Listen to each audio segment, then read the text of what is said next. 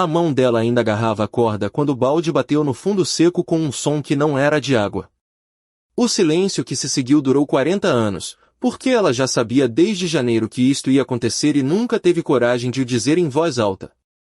Agora, a corda rende nos dedos dela, e ainda não sabe como se anuncia o fim de uma coisa sem parecer que se está a inventar. Foi a Beatriz que me contou, a maior parte. Mas a Beatriz também só sabia o que a Mariana lhe tinha dito, e a Mariana contava a história de maneira diferente cada vez que a repetia.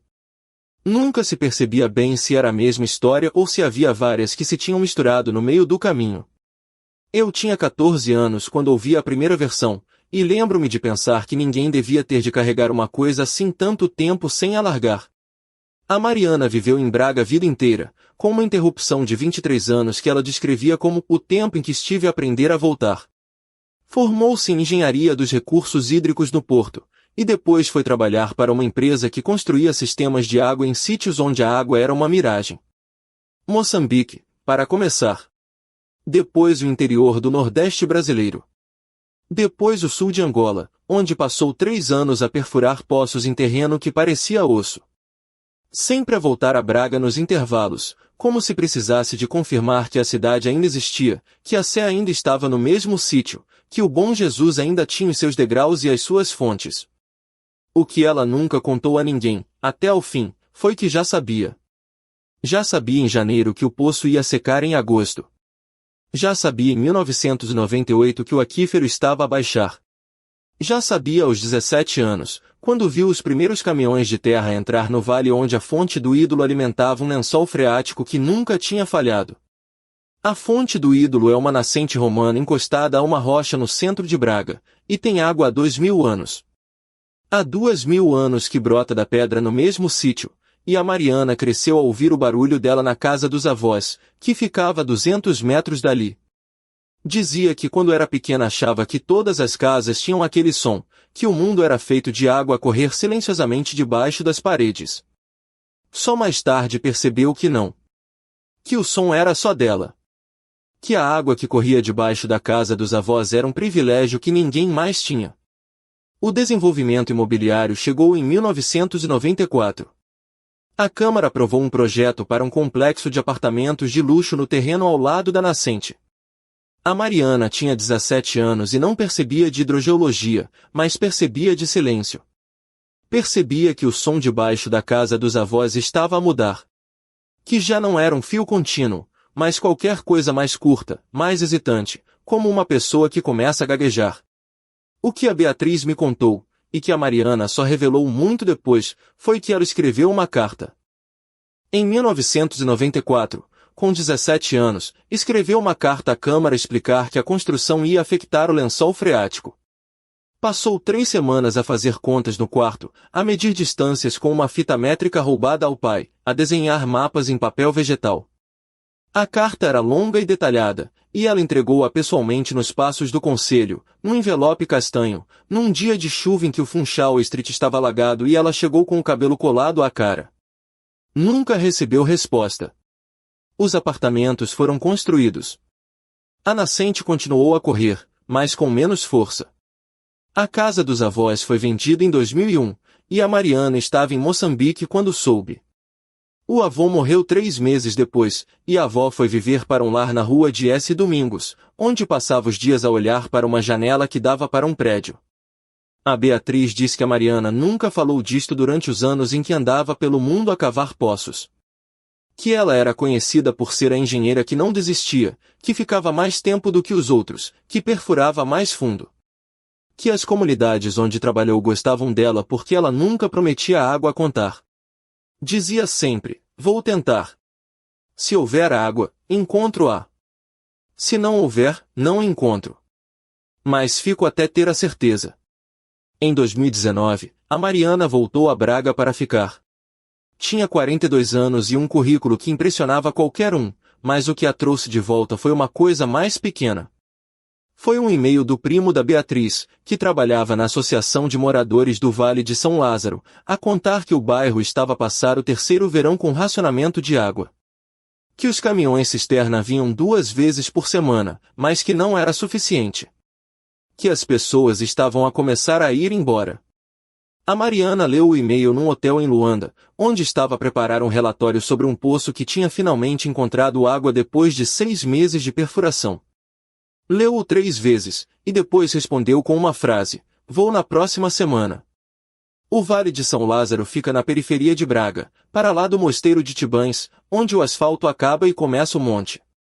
É um bairro que cresceu devagar, casa a casa, sem grande planeamento, com ruas que não estão no mapa da Câmara e caixas de água que apareceram quando alguém teve dinheiro para as comprar. Durante 50 anos, o abastecimento foi garantido por um sistema que um engenheiro chamado Tomás desenhou nos anos 70. Uma bomba puxava a água de um poço artesiano no fundo do vale, e um depósito no ponto mais alto distribuía por gravidade. A manutenção era feita pela comunidade, que se organizava em turnos para limpar o depósito, verificar as condutas, substituir as peças que iam falhando. Foi esse poço que Mariana viu secar em agosto, e foi sobre ele que ela calou o que sabia desde janeiro. O Tomás morreu em 2015, e o sistema continuou a funcionar porque ele tinha ensinado tudo ao Francisco e ao Guilherme, que eram os mais novos da comissão de moradores. Mas o poço estava a dar sinais de cansaço. O nível da água baixava todos os anos, e em 2019, pela primeira vez, a bomba começou a puxar ar. A Mariana chegou a Braga no dia 2 de setembro de 2019. A Beatriz foi buscá-la ao aeroporto do Porto, e no caminho para Braga Mariana não disse quase nada. Olhava pela janela, para as encostas secas, para os campos que estavam castanhos e que deviam estar verdes. Na zona do Ave, viu um agricultor a carregar bidões de água para um tractor, e fez uma coisa que a Beatriz nunca lhe tinha visto fazer: fechou os olhos. Ficou com os olhos fechados durante vários minutos, como se estivesse a contar até 100. O que a Mariana descobriu nos primeiros 3 dias no bairro foi pior do que esperava. O aquífero estava a ser puxado por 3 frentes diferentes: o poço do bairro, um furo ilegal numa quinta vizinha que regava relva para um campo de golfe, e uma captação municipal que a Câmara tinha aberto a 2 quilômetros dali sem qualquer estudo de impacto. O resultado era matemático: não havia água para todos. Ela apresentou um relatório à Associação de Moradores no dia 7 de setembro. Falou durante 40 minutos, com a voz calma de quem já disse aquilo muitas vezes. A coisa mais específica que a Beatriz me contou foi sobre o mapa. A Mariana levou um mapa do bairro, desenhado à mão, com todas as casas, todas as condutas, todos os pontos onde já tinha havido roturas. Marcou a vermelho vivo o poço, o furo ilegal e a captação municipal. Depois, com um traço mais fino, marcou azul elétrico qualquer coisa que ninguém tinha visto antes. Já descobriu alguma vez, num mapa ou planta, algo que ninguém tinha visto antes, como a Mariana fez com o traço azul elétrico? Um antigo curso de água subterrâneo, que passava debaixo do bairro, alimentado por uma nascente que tinha sido soterrada nos anos 80 para construir um parque de estacionamento. O melhor comentário que posso fazer sobre o que aconteceu a seguir é que a Mariana nunca teve a intenção de salvar ninguém. Ela não era assim. Ela queria era mostrar o mapa. Queria que vissem o que ela via. Que percebessem que a água não tinha desaparecido, tinha sido escondida. A Associação de Moradores reuniu-se nessa noite na sede do bairro, que é uma sala com paredes de azulejo azul onde cabem 30 pessoas sentadas e mais 20 em pé. A Mariana apresentou o mapa, explicou o que era necessário fazer: encontrar a nascente soterrada, abrir caminho até ela, construir uma nova conduta que ligasse ao depósito existente. Disse que ia demorar meses, que ia dar trabalho, que não tinha certeza de que resultava. Disse também que, se não fizessem nada, o bairro tinha água para mais 1 ano, talvez 2. O Francisco, que tinha 48 anos e estava na comissão desde os 23, foi o primeiro a falar. Disse que estava na altura de pedir ajuda à Câmara, de fazer pressão, de ir para os jornais. O Guilherme concordou. Outras pessoas disseram que sim, que era tempo de lutar. A Mariana ouviu tudo sem interromper. Depois, quando acabaram, disse uma coisa que ninguém esperava. Não estou a dizer para não lutarem. Estou a dizer que a luta pode demorar mais tempo do que a água que vos resta. Enquanto esperam que a Câmara vos ouça, o poço seca. Enquanto fazem pressão, o poço seca. Enquanto vão para os jornais, o poço seca. A nascente está ali. Vocês é que têm de decidir se preferem esperar que alguém vos dê água ou se preferem ir buscá-la. Houve silêncio. Depois alguém disse que ela tinha razão, mas que não era justo. A Mariana respondeu: não sei o que é justo.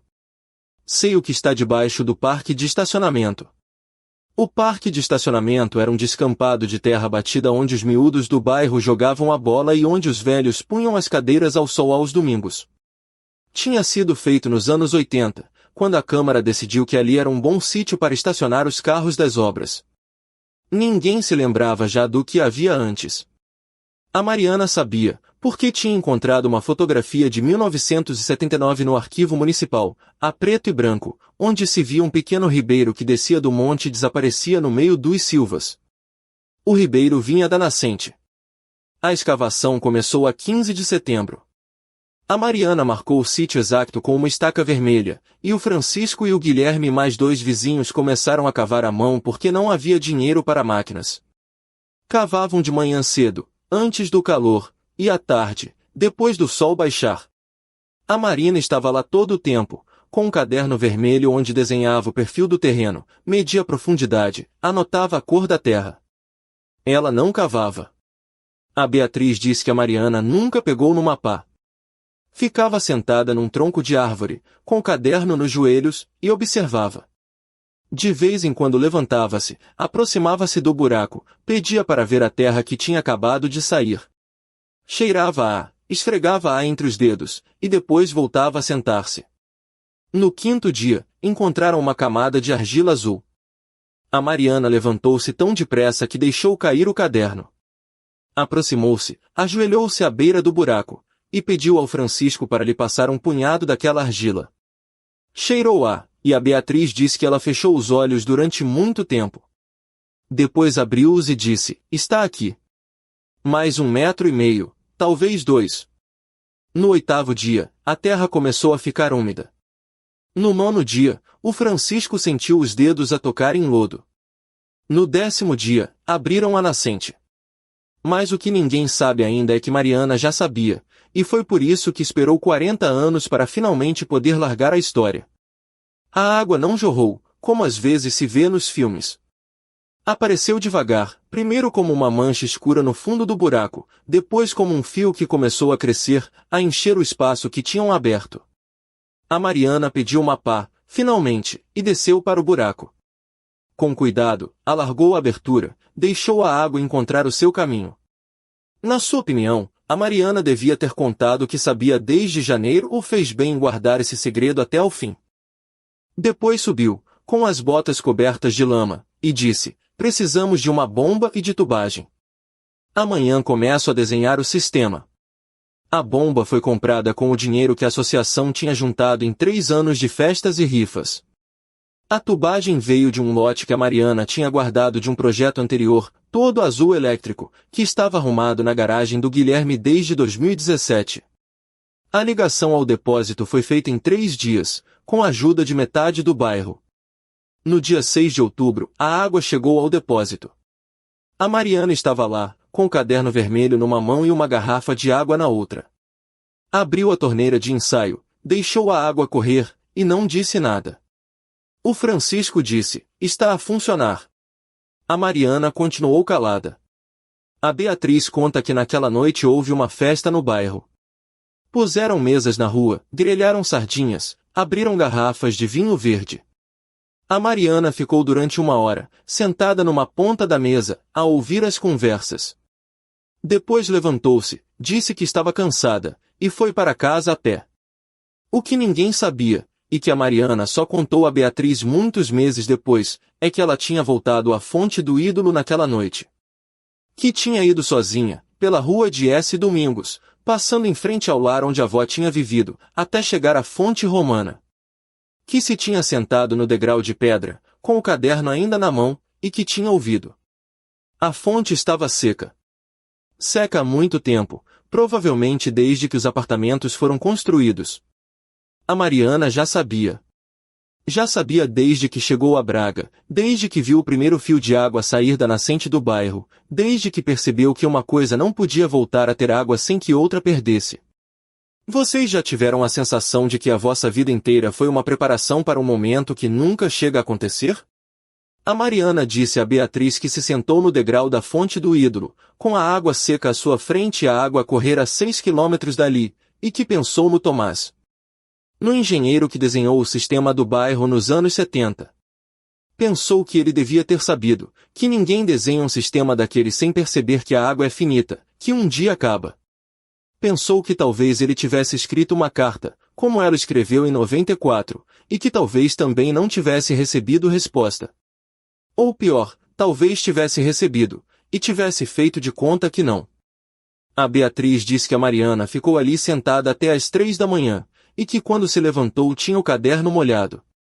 Não de água, de orvalho. Ou de outra coisa.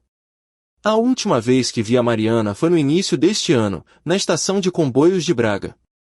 Ia para o Algarve, disse-me, para ver um sistema de dessalinização que estavam a testar. Perguntei-lhe se o bairro ainda tinha água. Disse que sim, que o sistema estava a funcionar, que já tinham feito mais um furo de reforço e que a associação tinha criado um fundo para manutenção. Disse que o Francisco estava a tratar de tudo, e que o Guilherme tinha começado um curso de hidrogeologia à noite. Depois fez uma pausa, e disse uma coisa que não percebi na altura. A parte mais difícil não foi encontrar a nascente. Foi saber que a fonte do ídolo secou para que aquela pudesse nascer. E que eu sou a única pessoa viva que sabe que uma coisa está ligada à outra.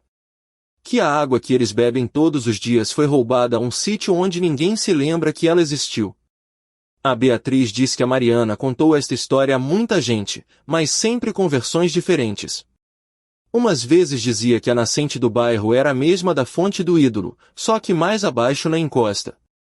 Outras vezes dizia que não, que eram nascentes diferentes, que a coincidência era só temporal.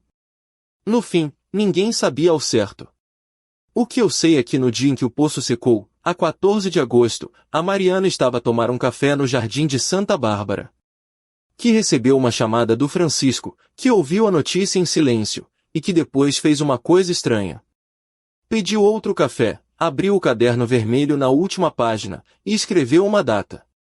A data era 14 de agosto, mas o ano não era o mesmo. A Beatriz pergunta-se às vezes se a Mariana já sabia naquele dia de janeiro. Sabia que o poço ia secar, sabia que ia voltar a Braga, sabia que ia encontrar a nascente, sabia que a fonte do ídolo ia morrer para que o bairro vivesse. E pergunta-se se o que a Mariana carregou durante 40 anos não foi o silêncio sobre a carta de 94, mas a certeza de que um dia teria de escolher entre duas águas, e que nenhuma das escolhas a deixaria dormir descansada. Eu nunca perguntei a Mariana qual era a versão verdadeira. Talvez não haja versão verdadeira. Talvez haja só a água que se encontra e a água que se perde, e o intervalo entre uma e outra, que é onde vivemos todos. A última imagem que tenho dela é na estação, com um caderno vermelho debaixo do braço e uma mochila azul elétrico às costas. Disse-me, ainda não acabei. Há sempre mais um poço para encontrar. E sorriu de uma maneira que não era feliz nem triste.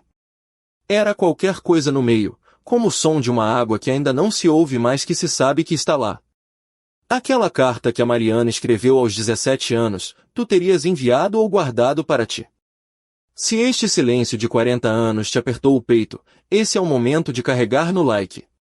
Para quem sabe que há escolhas entre duas águas e nenhuma delas deixa dormir descansado, este canal é casa.